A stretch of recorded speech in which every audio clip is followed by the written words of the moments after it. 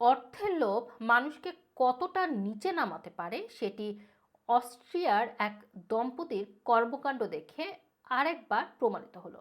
গত 43 বছরে দাম্পত্য জীবনে এই কাপল একে অপরকে 12 বার বিয়ে করেছে এবং ডিভোর্স দিয়েছে।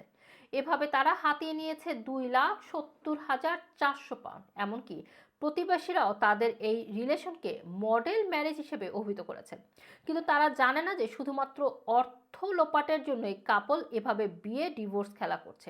মূলত অস্ট্রিয়ার আইন অনুযায়ী একজন নারী প্রতিবার বিয়ের পর সরকারের পেনশন ডিপার্টমেন্ট থেকে 22,400 পাউন্ড নিতে পারে।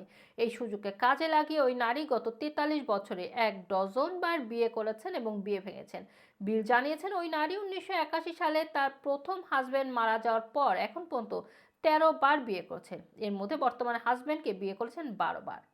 73 বছর বয়সী এই নারীর প্রথম হাজবেন্ডের মৃত্যুর পর আর্থিক সাপোর্ট নেওয়ার জন্য উইডো পেনশন পেতে শুরু করেন।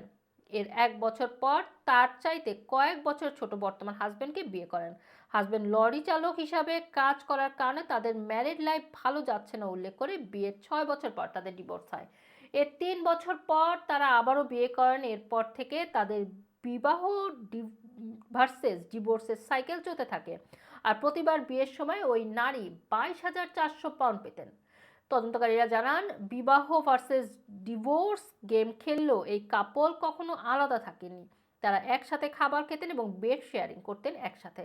তাদের এমন অদ্ভুত লাইফস্টাইল দেখে প্রতিবেশীরা তাদের সম্পর্ককে মডেল ম্যারেজ হিসেবে অভিহিত করেন। কিন্তু তারা জানতেন না যে এই অদ্ভুত রিলেশনশিপের আড়ালে তারা বিপুল পরিমাণ অর্থ হাতিয়ে নিয়েছেন। এদিকে বারবার এভাবে বিয়ে করে টাকা হাতিয়ে নেওয়ার পর অবশেষে পেনশন তহবিল পে আউট করতে অস্বীকার করেছেন।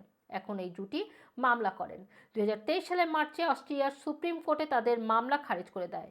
এছাড়া আদালত জানায় এভাবে আইনি ফাঁকফোকর বের করে অর্থ হাতিয়ে নেওয়া অবৈধ ছিল। এরপরই অস্ট্রিয়ার গ্রাজে পুলিশ তাদের বিরুদ্ধে গুরুতর জালিয়াতির জন্য একটি তদন্ত শুরু করে।